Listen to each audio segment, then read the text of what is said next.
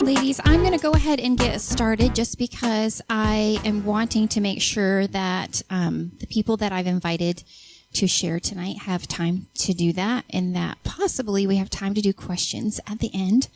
The last year and a half, we've been going through a theme at our Come to the Table events called What Love Looks Like.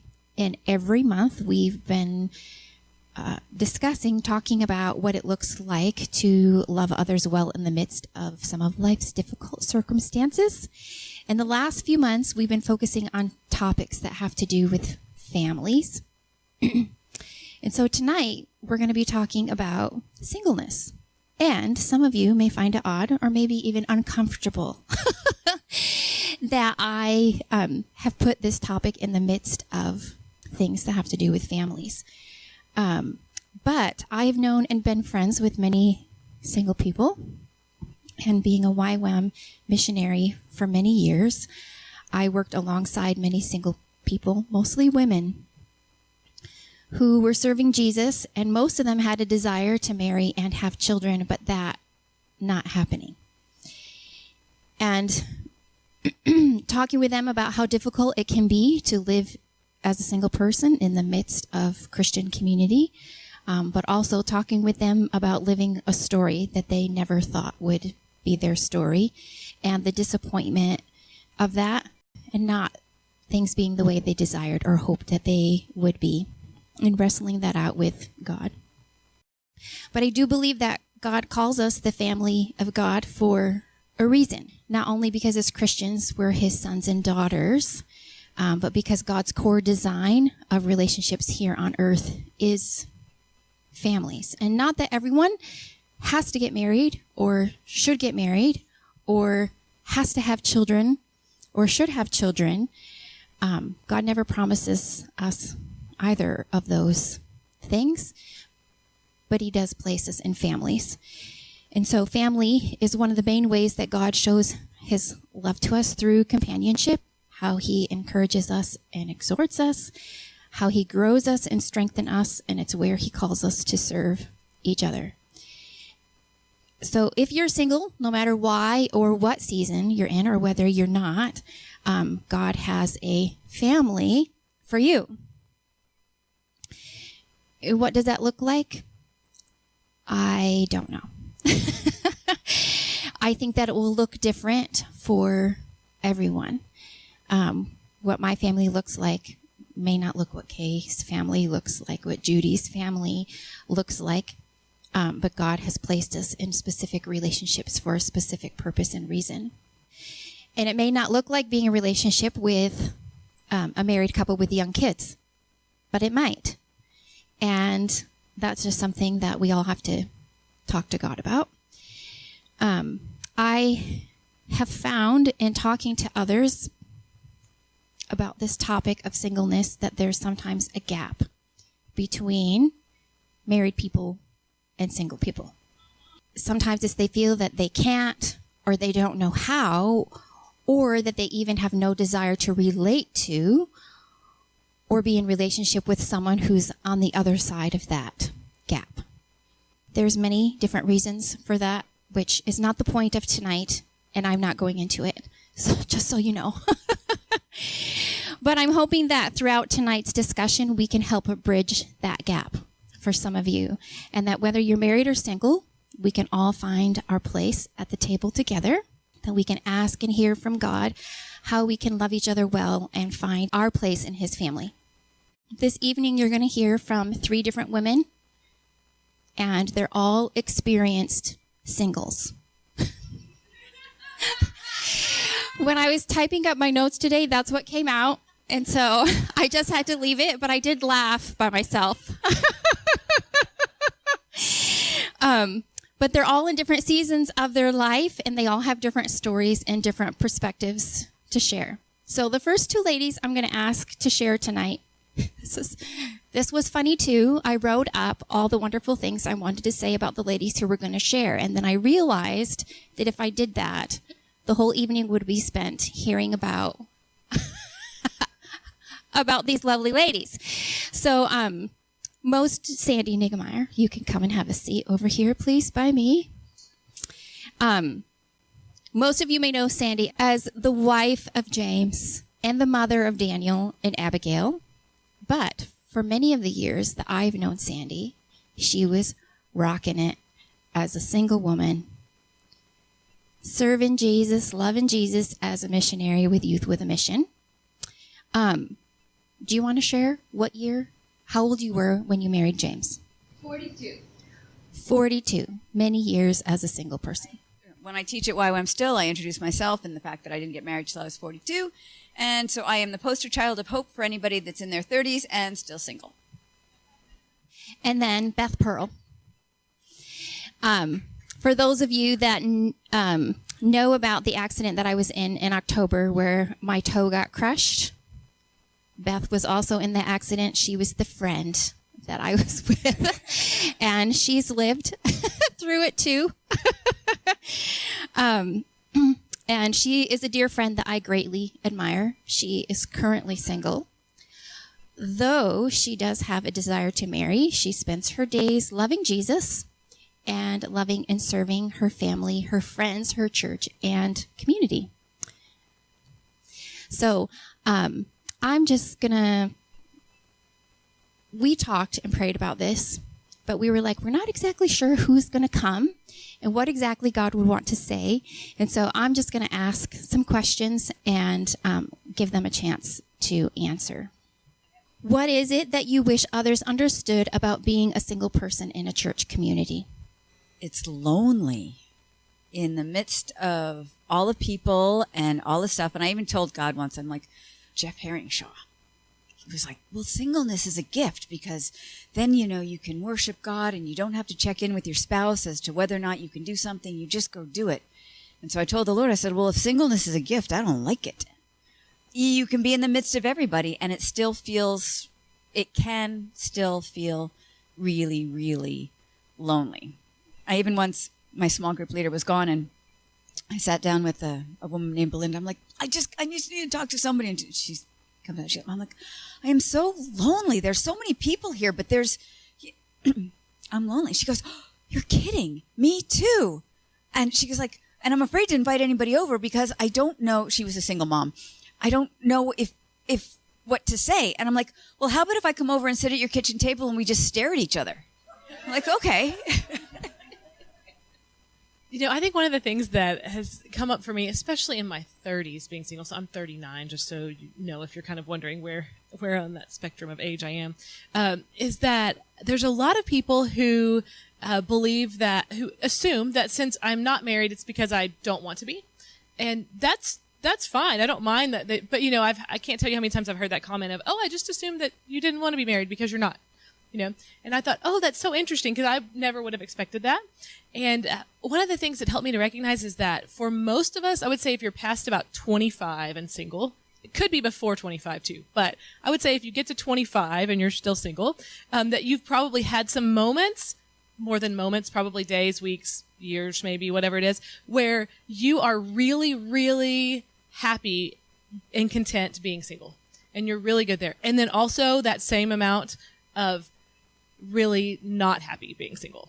And so it's kind of a spectrum and you move along it. And there are years that are better than others and there are days that are better than others. And so that's one thing that I always want to let people know, especially my friends that are married who are not sure of how to love their single friends well, is just to say, like, you never really know where they are on that spectrum of that. And where they were last month isn't necessarily where they are this month either. But just to be, just to be aware of that because it's so easy. I mean, most of us will put on a pretty good face most of the time too. And, it's hard to know, is she really happy where she is right now? Or is she just saying that, And so, so feel free to ask. It's okay to ask those questions. When we met, Sandy, because of the loneliness that you felt, there were things that were hard for you to do. Do you want to talk about those things? Weddings. Oh.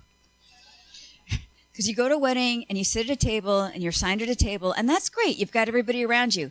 But then somebody's husband goes up and gets them a dessert or gets them a drink, and I gotta go up and get my own drink. And I don't know why, but it was just like salt in the wound. I'm at a wedding and there's and I'm not married, and I'm not going to catch the bouquet. And if I did, it didn't matter anyway. And it was actually easier to serve.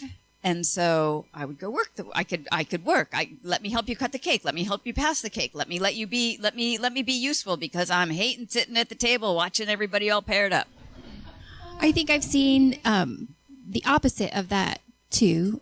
I don't know if opposite would be the right word, but that's hard. Or you're seeing someone like you would see someone's husband to go get them a drink and you're not being served. But then there's also, I've seen for single people, which you guys can correct me or give input, that sometimes there's it's difficult for you to be served, that you're used to doing things independently. And so then people offer, you're like, no, I can do that. I can do that. I can do that.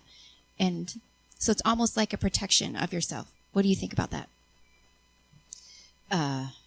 Yes. And I think a lot of that has to do with the feminism.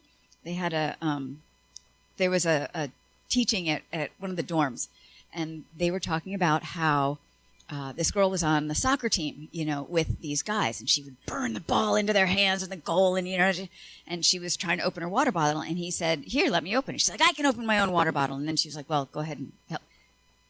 We are not taught to allow men to honor us in the way they were designed, because it's okay to be honored. My daughter and I were just talking about this. She's like, "I don't want to date him if he's not going to open the car door for me." I'm like, okay. And a friend of hers wanted, she's like, "Well, what do you think about women proposing to men?" And my daughter's like, "Well, I don't want to propose to a guy. I want him to propose to me." We're just in teaching, allowing the men to fulfill their role of honoring us. I think we miss it. Because as you get older and you do things like own a house or a business or all the things that you do, and you just have to take care of everything, right? It can be really easy to not do that. And actually, one of the seasons that I've been in lately with caretaking for my parents has been a lot of calling my dad's friends who want to help in some way and aren't sure how to help, because it's my dad that I've been taking care of. And I just call them and ask them to do things for me. And they're doing it for my dad, but they're doing it for me too, and they know that, and I so appreciate it. But that's been good practice for me, because I've been able to actually ask for help, and it's not usually something I do, because I can take care of it. I learned how to do this. I know, I'm the one who tells all my friends that they need tires, right? I literally told my tire guy 2 days ago that he needed new tires. Like, he was like, "You're right, I do." Yes. So anyway, those are just things that you learn because you grow up. I have brothers and my dad, and so I grew up hearing all these things and learning it all. And of course, they're all so sweet to take care of me as well. But it is easy to be in that situation where you just do everything on your own. And so that it's kind of a balance. Like, you need to be independent in the sense of, I can't always expect other people to come do all these things for me, but I also need to allow people to help too. So, my fear of the future. I was, especially in my 30s, it was, oh my goodness, I'm going to get old and have nowhere to go for Christmas. Or who's going to take care of me when I'm old because I've got no kids. And I actually had a family that I would have, and Christmas stinks without kids. Oh my goodness. It's meant to have kids. And so I had a friend of mine down in Houston, and she used to let me come down and have Christmas with her and her kids. She was my age, and she's an older mom too. But I wasn't there yet. And so she looked at her son and she goes, "So you'll take care of Sandy in her old age, won't you?" And he said, "Yes," which was the sweetest thing ever. But it's really, for me, it was very scary thinking, oh my goodness, I'm going to grow old and I have no family to take care of me or to lean on or to, yeah. So I had a recent experience as well, taking care of people, of my uncle who was spent, the last year of his life in and out of the hospital and some things like that. And so because of my dad's circumstance as well, my dad couldn't be with him. And my uncle is single. He's never been married, doesn't have children. And so I was spending quite a bit of time taking care of him. And I was so glad to do it. But it brought up a lot of those things for me, because it was like, wow, what is this going to look like? But at the same time, I had so many sweet friends when I would mention it that would say, "Oh no, we'll take care of you. My kids will take care of you." Like whatever it is that'll happen. But But also, I did just decide then that I was going to be like the best aunt I could be. And just make sure that all those kids know it is their job to take care of me. So, anyway. So yeah, I think I've got, I kind of have it picked out which ones need to do what. And so, I'll figure that out as I need to. One day I'll tell them, what's in the will for them, and maybe that'll help. I don't know, but still. Yeah. Beth was a very good aunt before that. And very involved in the lives of her niece and nephews. How can we, as the church, love single people well? So one of the things that has been an experience that I've had especially as I've gotten older, and like I said, I own a business, and so I am always glad for people to ask me questions about it. However, one of the experiences that I have had in the past 5 years or so is that when people say hello to me, maybe acquaintances, people I know but I don't see all the time, they'll say hello, and then the next question they ask me is, how's business going? And it used to drive me insane. And I think it was because it felt like it was just that's all they cared about, And it wasn't that was what they cared about, but that's the only thing they knew to ask. And so as I got so frustrated because I thought, this isn't my identity. Why don't they ask me about anything else?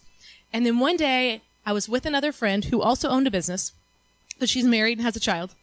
And someone else came up to both of us, and she asked me same question as always, how's business going and everything. And then she goes to this friend of mine and she asks her, oh, how's your husband? How's your daughter? And then I realized, oh my goodness, this is why they're asking me this question, because they don't know what else to ask me, And so then I had a lot of compassion for that, because I thought, oh, that's why.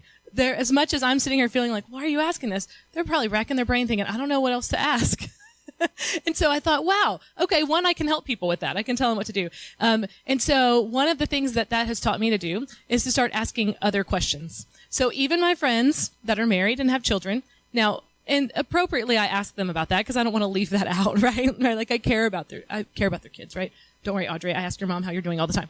Yes. But one of the things that I've started to ask people is, what's the Lord teaching you right now? What has he been speaking to you, right?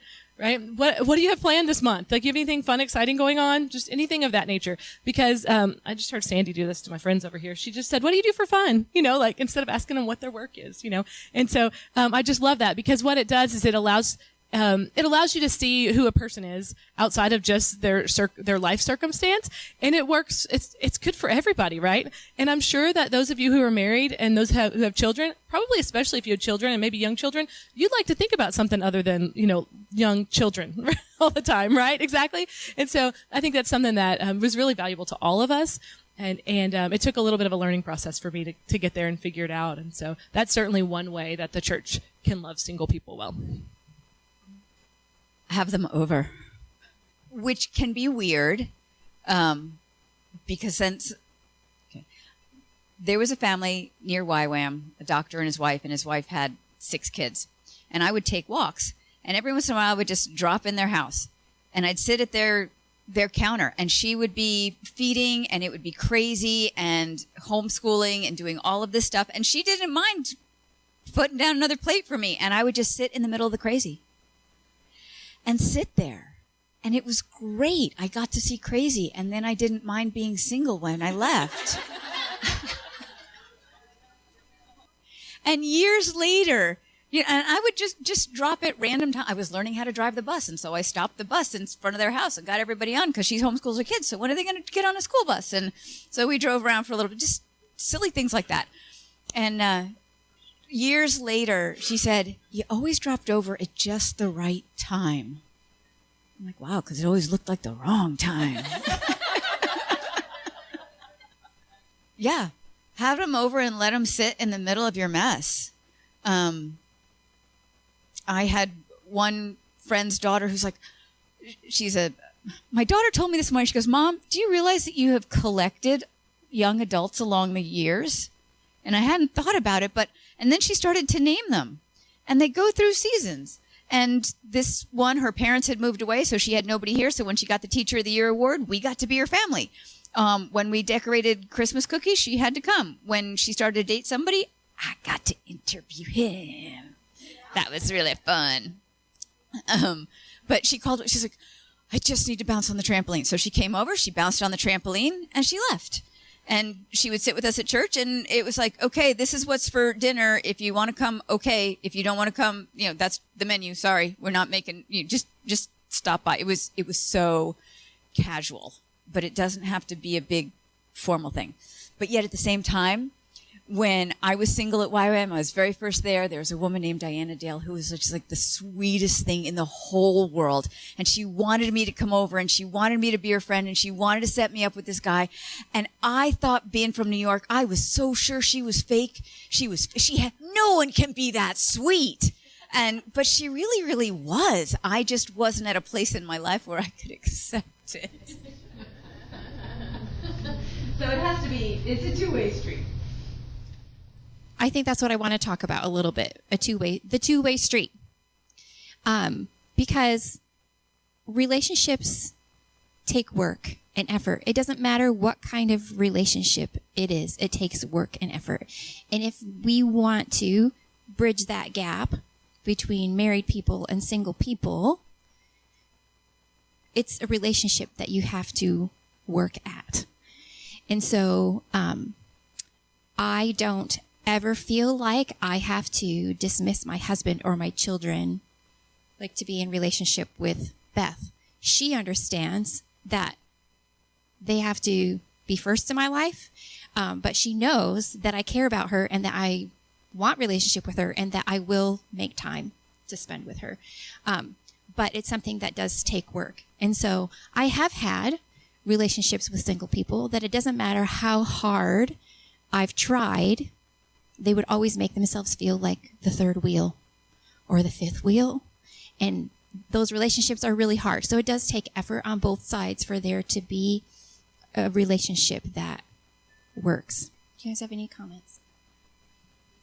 Yeah, I think one of the things that happens sometimes is that we can just assume a lot of things. And so I think the best thing that you can do if you're single and want to build a relationship or continue a relationship with a friend who's married or vice versa is to just have a conversation. Because most of the time what happens is we just kind of assume we know what people's lives are like and we don't actually know what their lives are like. And often two people can come to the same conclusion for different reasons, but we think that because they came to the same one, they think like us, right? And they're doing the same thing. And so I would say just that's really great is to have a conversation, because you never know what actually might work really, really well. That is a beautiful way to be friends. And so I know I've had some times when I've been through some hard stuff, and Stephanie has been available at 9:00 at night. We'd meet at Starbucks before they'd close and sit outside on the patio, and we'd grab a coffee, and because that was when she could leave. Brett and the kids were good. Everybody had eaten dinner. Everybody was in bed or about to be, and so she could leave the house for a little bit and do it. And if you know Stephanie, that's like a huge sacrifice. She's usually in bed at 10. So, that's a huge sacrifice, right? But just knowing that, like, she was going to make a sacrifice for me. And, that just like any relationship that you have, when you trust someone, you know they're going to come up with a way to make something work. And so it's the same thing. Like, I could trust that. I knew that she was going to make a way for us to be together, even if it wasn't right that day or right that hour. If I needed something, I knew that she would do that. And so we have time carved out weekly just to hang out, because we know that that's going to be the best way we make it happen. And there are weeks it doesn't work, but for the most part it does, because we choose it, so we choose to make it happen. Mm-hmm. Relationships are often built over tasks. And if there's a way that you can help a family, it's a task that will build relationship. And if you're coming to help my family, bring your laundry and we'll do it. And then you can go home with clean laundry and you can help me weed my garden. Or, but there's stuff that you can, how do I get a family? Well, you offer to help with something, because the younger the kids are, the more help is needed. You build relationship. Women are better at building relationships over just conversations. Men are building it over tasks, but it's easier to build relationships over tasks. And so you can offer yourself, your services, your awkwardness, your loneliness, your come sit at my table and stare at each other if we don't have anything to say, and that's okay. As long as we communicate in firsthand. I just need to be with the family. Okay, come on over. It's awkward, it's ugly, and it's real. So come on. I think even, I have appreciated the relationships that my children have had with other people outside of my immediate family. And so whether you're married or single, other people are looking for your input. And in, their children's relationships, I remember a specific time with Audrey, and I don't remember what it was about. And we were having a conversation. I said, I just don't know how to say what she needs. But there was someone else in her life that said exactly what she needed. And I realized, I don't have to have all the answers to all of that. God has put other people in our lives to be family together in that same way. And it doesn't have to necessarily do with blood relationship. Can we talk about dating for just a little bit? You want to start? If you're out of college, I haven't done any internet dating, but blind dating. Let me tell you how to blind date somebody. No, not how to do it, but how, as if you want to put two people together, how to do the blind dates, because I have gone on all kinds, and I can tell you what works, and I can tell you what doesn't work. It's really, really helpful if you invite him and her over, and you're there with the family at dinner, and that way when the conversation lags, somebody can go, oh, tell them about blah, blah, blah. Oh, tell her about such and such. And it goes back and forth, and you can mediate the conversation. Great. Yeah, the blind dates that don't work, you start talking, you're by yourselves, and you start talking about religion and politics, and then you find out what your differences are and not what your similarities are. In fact, I did have one of those. His name was Max Dish. If we got married, we'd have to name our kids Petrie and Candy and all those things. Yes. Yeah. But the pastor introduced us through email, because he was in New York and we were other places, and we met up, and I told him, I said, okay, the only things that we can't talk about are religion and politics, because I knew the background of his church, and we would have found all our differences. And it was really nice, and it was lovely, and we just didn't talk about that. But of course, we talked about God and testimonies. I want to tell the Miss Choi story too, but I don't know how much time we have. You guys, anybody know Miss Choi? Oh, she's a little Chinese lady who, she's been in prison 3 times since 1995. She's been given 2 life sentences and a death sentence. And everybody thinks she's this great evangelist, and she's not. She's a yenta. She wants to set everybody up. But if you try and set her up, she'll smush up her face and go, no, Jesus, no say that. So there was a pastor at this very large church that we had spoke at, and the youth pastor was about 40 years old. And then you wonder, why are you still single at 40 years old? But I know, yes. She called up the pastor and she said, Pastor, the youth pastor's single. Sandy's the single. What you think you do good things and get them together. And then she hands me the phone. Because she couldn't say anything else. I'm her translator. And we come back. So he said, well, I don't know. We'll have to ask so-and-so about that. Well, it's our last day there, and somebody offered to cut our hair. And so we had our hair done, and we're coming back. We get the phone call in the car on the way back, and he asked me out to dinner. And she hits me. She goes, see, Jesus even do your hair for you. And then she tells me, so I get dressed, and she's like, no. And she didn't like my lipstick, so she changes it. And then she told me it was too dark. And then she told me something else. She was like, now, don't eat all your food. And don't talk about such and so. Don't tell him you were a pilot. And something else I wasn't supposed to do. And the person with us is like, and when's he going to meet the real Sandy? And and here's this marriage tea. It was all roses and everything. Make him drink this marriage tea. So we meet at the church, and there's a worship service going on, and the Holy Spirit shows up, and I cry all my makeup off. And so all of her hard work that she had done to redo my face is all off. And we went out and I ate all my dinner. We had group at a bar on the water in Florida. And when she came back and heard that we had taken a walk on the beach, oh my goodness, we were good as married in her eyes. And so I was sending him an email. She's like, what you say? And so I read it to her. She said, no, you no say that. But you sound like you're talking to somebody at the office. You must say, oh, remember the walk on the beach. Oh, remember the walk on the beach. So Sometimes we need help.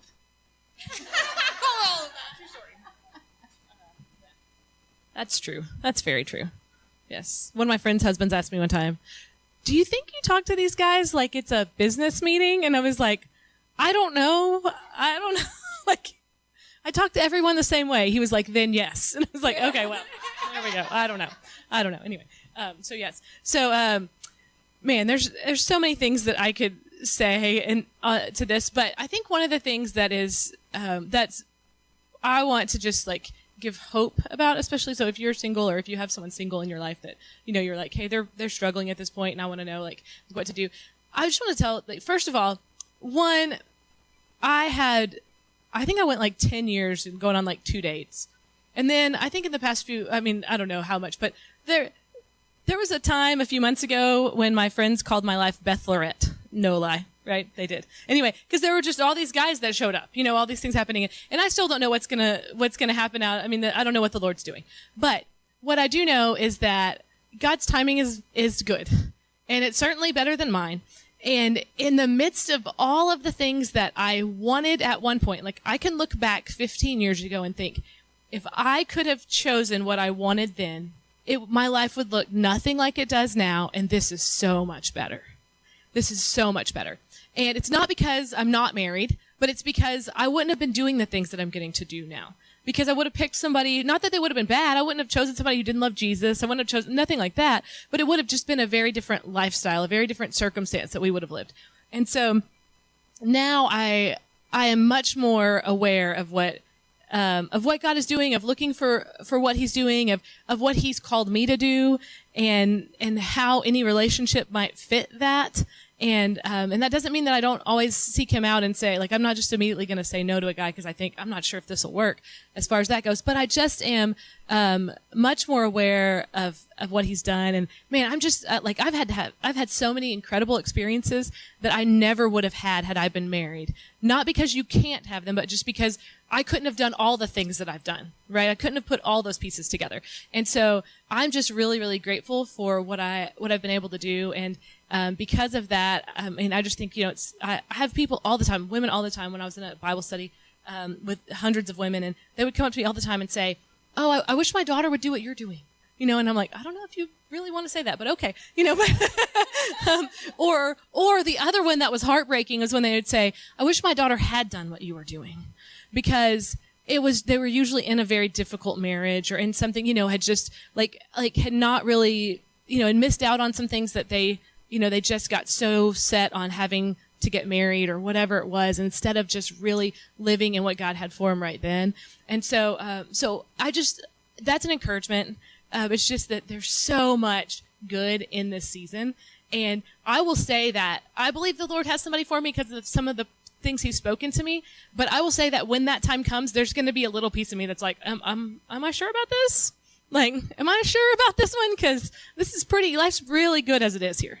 And that's not to say that it won't be great then. But I know that at that point I'll be able to look back at that and be really thankful, because I'll be like, wow, like it's a good place to be, that I am not just in this season of wanting to just like married at all costs, right? That's not where I want to be. And I will say this too. If you are in, or if you have someone that you love that's in kind of that season of just like really heartbroken by being single, probably the best thing you can do is walk alongside them, listen a whole lot. But don't encourage them to do the online dating thing in that moment. It's not a good idea. I'm not saying it's bad overall. I'm just saying encourage them to get to a place where they are really comfortable with what God is doing in their life.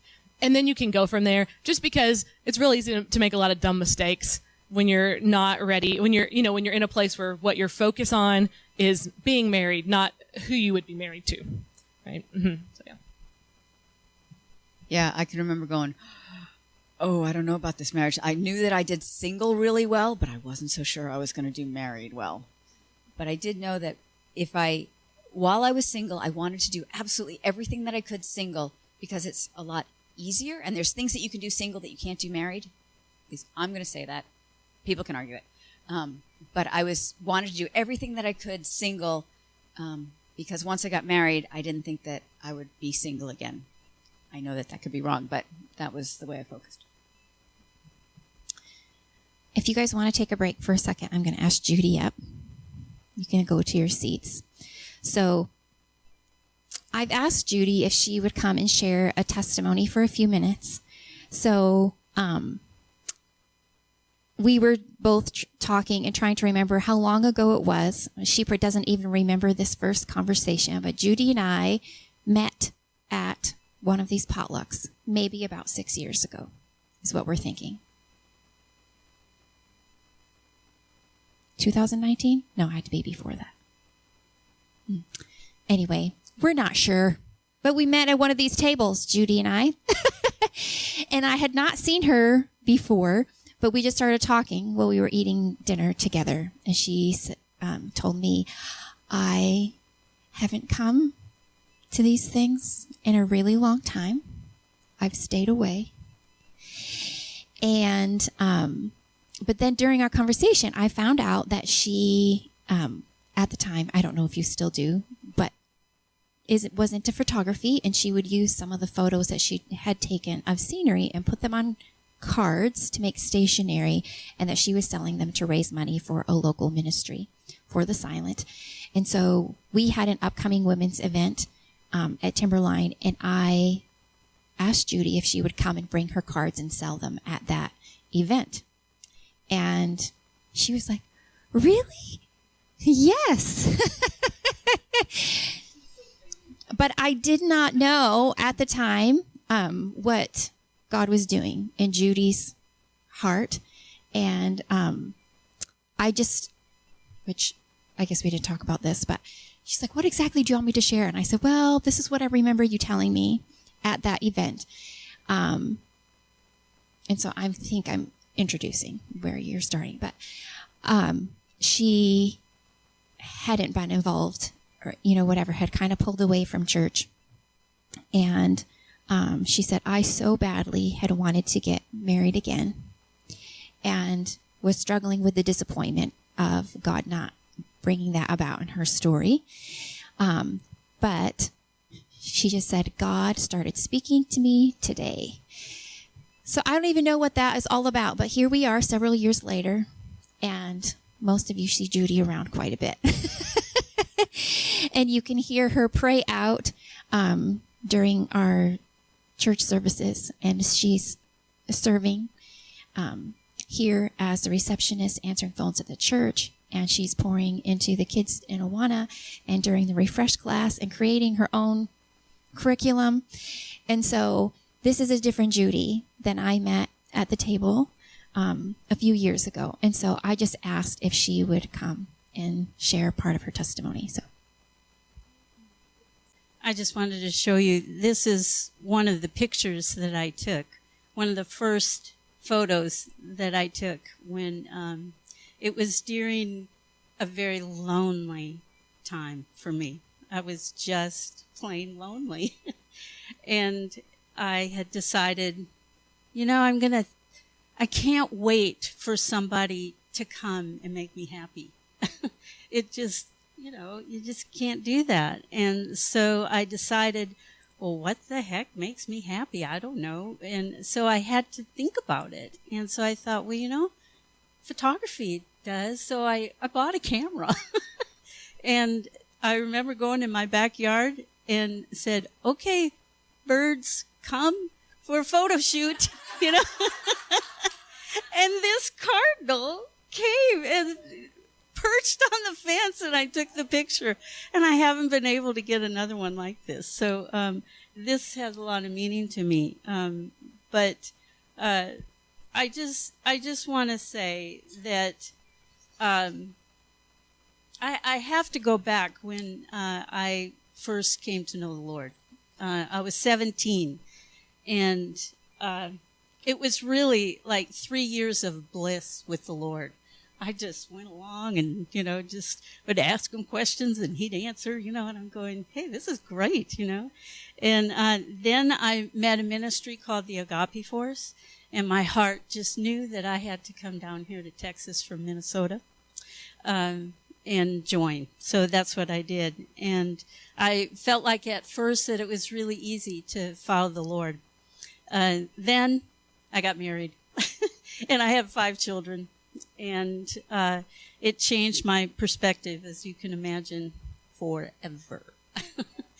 Yes. And life was full of challenges. And at one point, I thought God had miserably failed. It was him that failed. But when he asked if I would follow him anyway, I couldn't resist saying yes, because I knew then his love was not based on my circumstances.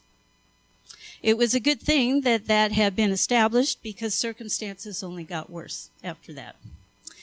We found out my daughter had cancer, finances dried up continually, and to top it all off, my husband left us. Being alone was the worst. It was the worst. But as it turns out, even in sorrow, God still requires obedience. I knew his goodness. It had been rooted in me. His provision was constant. I knew he cared. Even still, my deepest desire did not seem to be God's focus. Apparently, perseverance needed to prevail. He constantly asked me not to give up, to keep going when he knew I did not want to. So, based on his character, I said yes again. Then I went to this women's conference. Whenever we go to these things, it seems like that one area gets highlighted, right? And my area was the fact that I did not want to be single. I did not want to be single. I was afraid to surrender that completely to God, because then he would keep me single if I was such a willing subject. You know? Okay, so this is what I wrote in my journal. This is from that, okay. Let's see. Yesterday, my heart skipped a beat. All was normal at first. We were at a women's conference that provided activities in the afternoon. Zip lining was an option, so I said yes. My helmet was on. I carried a thick, strong, sturdy rope to hang on my arm.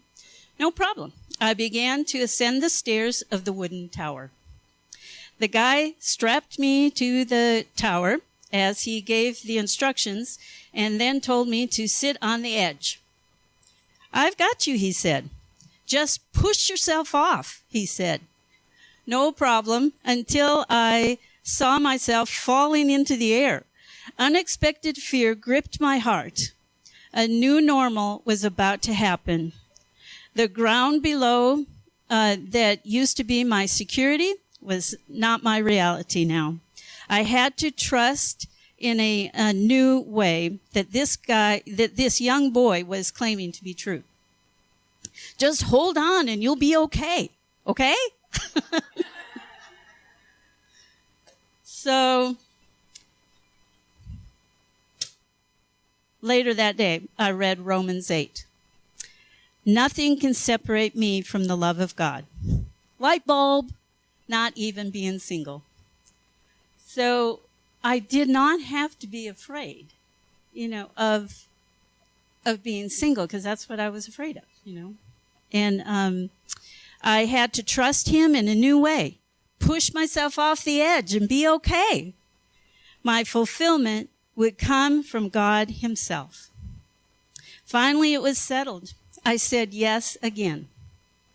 My fear was gone. My loss was not my end.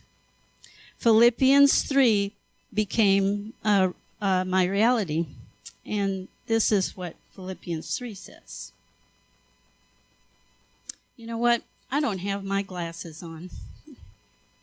No, those are sunglasses. I'm afraid I won't be able to read this. Yes. Are those just reading glasses? Yeah, that's what I need, readers. I just keep replacing all the ones that I lose. So, okay, there we go. Okay, but what things were gained to me, these I have counted loss for Christ. Yet indeed I also count all things loss for the excellence of the knowledge of Christ Jesus my Lord, for whom I have suffered the loss of all things, and count them as rubbish, that I may gain Christ, and be found in him, not having my own righteousness, which is from the law, but that which is through faith in Christ, the righteousness which is from God by faith, that I may know him and the power of his resurrection, and the fellowship of his sufferings, being conformed to his death, if by any means I may attain to the resurrection from the dead. Not that I have already attained or am already perfected, but I press on, that I may lay hold of that for which Christ Jesus has also laid hold of me. Brethren, I do not count myself to have apprehended, but one thing I do, forgetting those things which are behind, and reaching forward to those things which are ahead. I press toward the goal for the prize of the upward call of God in Christ Jesus. Therefore, let us, as many as are mature, have this mind, and if in anything you think otherwise, God will reveal even this to you. Nevertheless, to the degree that we have already attained, let us walk by the same rule. Let us be of the same mind. So, during this time, the church has shared so much of my sorrows and my joy. They have surrounded me and been a major comfort. I'm so glad that God has placed me here at CCF, because there has always been room for me at the table.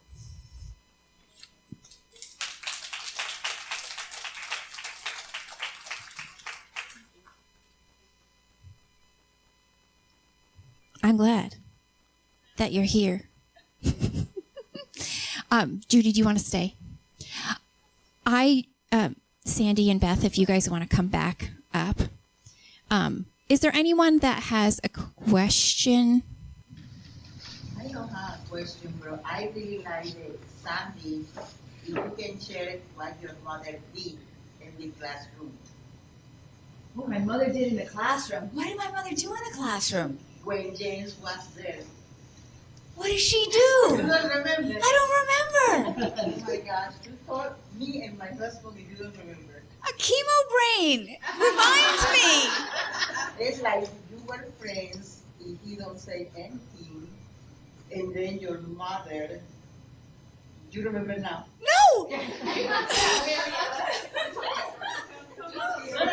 It's like, in other words, your mother encouraged Jaynes to propose? almost like that. Well, probably. They were desperate for me to get married, and I kept telling her, Mom, she wanted grandchildren, and I kept, Mom, I can give you grandchildren, but I'm not getting married. And then I became a Christian. I'm like, okay, maybe I'll wait. But yeah, I was good at being single, and there were a lot of people that helped me along in. Yeah, if it wasn't for the team of women that I had around me, I still would be single, because it was scary. It was really, really scary. I'm sorry, Mariella. You have a wonderful story that I... Because you returned to the office laughing, and they all come and meet what happened in the room. I'm sorry, I lost that one. Oh, questions? Is there a book or a teacher, probably a female teacher, that you would recommend for our friends that have never been married, that long to be married, that are probably in their late, or around their 30s or 40s? Yeah. I can't think of a book off the top of my head specifically. Well, I can think of a couple books, none by women, but I can tell you a few people that I would suggest. One that actually we just went to see a few weeks ago was Annie F. Downs. So she's got a podcast. She's written multiple books, but she's in her early 40s and single. And so she will talk about it here and there. She actually had a whole podcast series in June focused on singleness and dating and just all those different pieces. And so that was really good. So that would be a resource for sure. One of the ladies that she had on, who's written a few books as well, her name is Jess Connolly, and one of the things that they talked about was just the connection of married and single friends and like how you do that well. And so that's a really good one. I thought that was a great one. And so that's also social media. There's all kinds of stuff there from both of them. And then I always take books about dating with a grain of salt. Especially Christian books about dating. I know it's going to sound terrible, but the reason I say that is because often it feels like everybody's kind of put in a box. And I always joke about if we had, all these, if we all fit into the same category that they acted like, we wouldn't get to 40 and be single. Like that wouldn't be a thing because like everybody would like just fall into wherever that fits and it would happen. So anyway, I'm always kind of careful about it, but I have read some that I feel like are good. Like I said, I don't take all of them to heart with every single thing they say. But what I appreciate is some of the very clear values that are presented in them are obviously really good as far as just like waiting until marriage for sex and things like that, which you can't always find in other books. So I appreciate that. So one of the ones that I've read in the past few years was by J.P. Pokluda, who is at a church in Waco, but he used to have the Porch Ministry, which is a singles ministry at Watermark. And that one was called Outdated. And actually, one of the premises of that one is like how to like set people up. Like go to the people who love you and care about you the most and see who they know who would be good for you. They're kind of already vetted, if that makes sense. Like that's a great thing, right? Online dating, that's scary. People aren't vetted. And I have some stories. Let me just FYI. I have some stories. Anyway, I won't get into those. But anyway, I do have stories. So so that's one that I think is a really good one. That's just kind of a solid, like give you some hope for that as well. So that's a very good one. Another one that was good is Ben Stewart. It's called Single, Dating, Engaged, Married. I will say it's probably focused a little more on like 20s. He used to run breakaway ministry at Texas A&M. And so he spent a whole lot of time with, early 20s and walking them through that. So that's a good one though. But if somebody's in their 30s, it's got good stuff, but it may feel a little bit like it's just for people who are younger than me. So that maybe could be helpful. I have a question. What would I just mentioned earlier about like that there are some people that no matter how hard you feel like you've tried, they insist on being like they're the third wheel instead of being a part of that. So what would you recommend for those of us that feel like we've tried but have resistance in that? Do you mean how not to be a third wheel or come across like a third wheel? I was thinking like from my point of view, like if there's any recommendations for like what do I do in that situation? What do I do in that situation? But you can talk about not being a third wheel. Well, I was just thinking one of the things like I think in the last year and a half that has really helped me is I have gotten really involved. And like what you were saying, doing tasks, doing things with other people really is, it's a wonderful way to connect. Like, I started working with Jana, and she's like great, and, and Rebecca, she's wonderful. And so Monty, I love Monty, just doing things with other people to reach a goal is a great way to not feel alone, because you feel needed then, and you feel like you have a reason to be there. Yeah. And but if you're just sitting around waiting for something to happen, it doesn't always happen. You said, what do you do if the person that you're reaching out to won't reach back? Is that right? Go on to somebody else? I'll answer your question. Okay, anyway.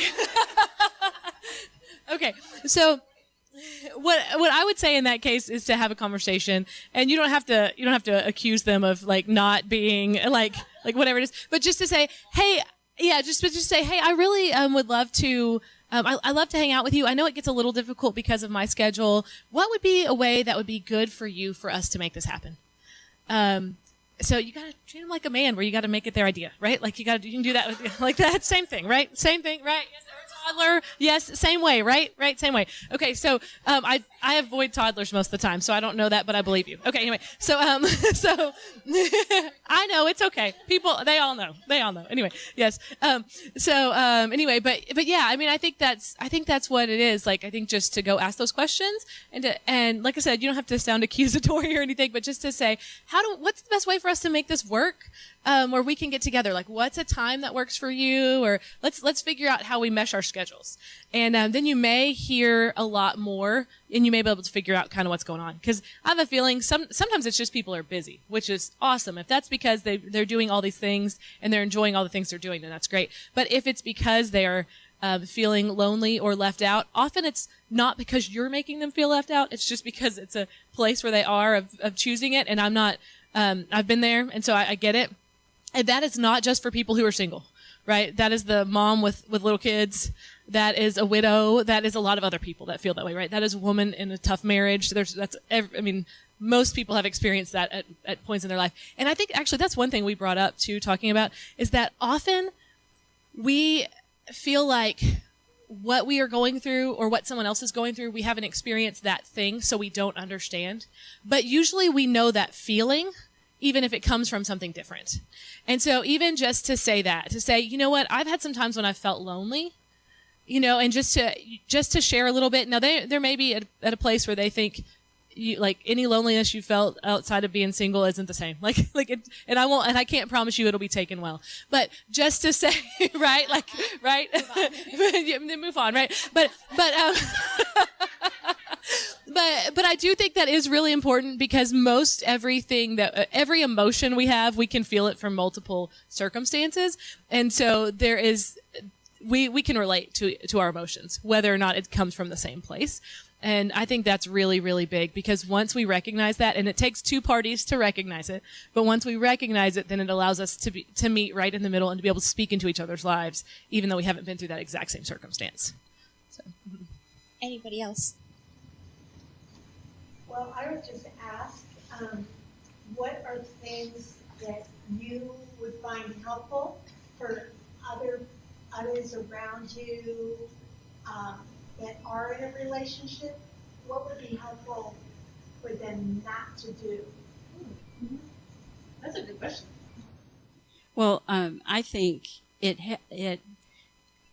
has a lot to do with where you're at in your particular experience, because sometimes you can blow stuff off, and other times, like, oh my gosh, because I remember when I first, when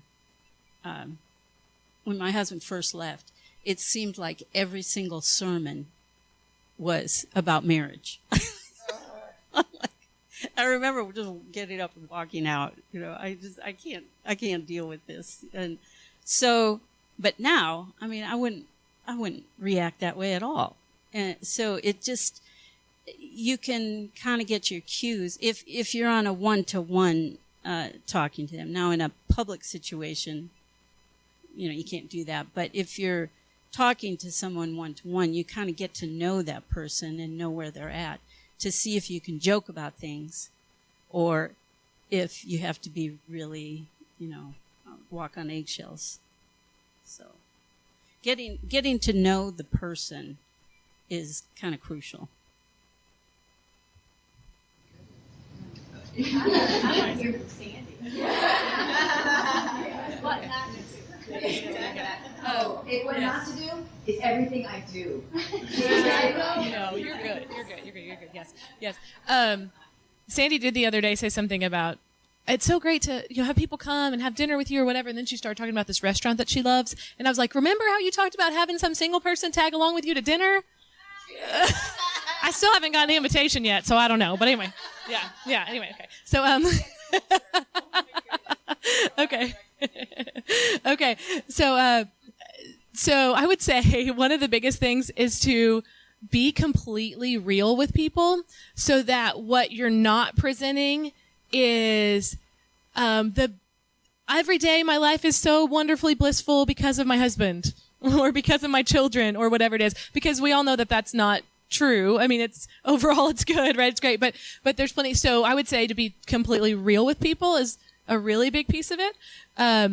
And like my friend Sarah has a toddler, and regularly we voice text each other. She lives in Houston, so we voice text throughout the day, and she will send me something, and there's like pots clanging against each other or whatever in the background. She's like, sorry, I'll have to message you back. And every time I think, I'm good without kids. Like, I'm fine, like it's good, right? And so anyway, like she's just real about it, right? And there sometimes she'll call me and be like, I need a day of, can I just come see you and have a day of like living a single life for a couple of days? Yes, you can, always. Anyway, and then there are times I go hang out with her and I play with the baby and I try to get up so she doesn't have to early in the morning and, those kind of things too, right? So, so I think that's one thing, is just to be really real. I would say in general, don't be all lovey-dovey, because nobody likes that. Just generally, right? When everybody's kind of all over each other, nobody likes that. So I had that experience recently on a trip with some people, and I was like, oh my goodness. And that wasn't because I was single. Everybody else thought it too. Like it was one of those things. So, like I was just, yeah. So anyway, I would say that's definitely, don't do that, right? But yeah, I really think being real is the biggest thing because of that. And, I think you can get cues like Judy, right? I almost said Jeannie, and I was like, it's not Jeannie, it's Judy. Okay, I think Judy had a really good point there. If when you're in a closer relationship with someone, it's easier because you can get some cues as to where they are, to know what's really important.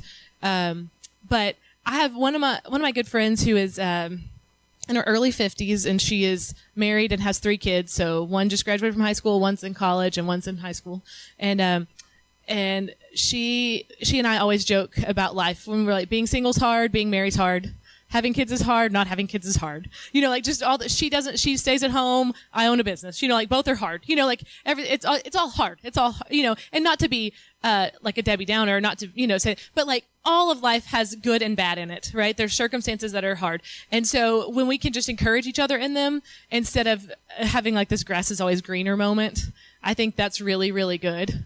And so, that's one of the things that I've always been so grateful with so many of my married friends about, is when I've had a hard day that has to do with being single, they don't come back with, yeah, life's really hard being married too. That's not what they say. Now, I might hear a story an hour later in the conversation that I think, oh, life's hard being married too, right? But it's usually just yeah, that is really hard, and just like validating that feeling in the moment.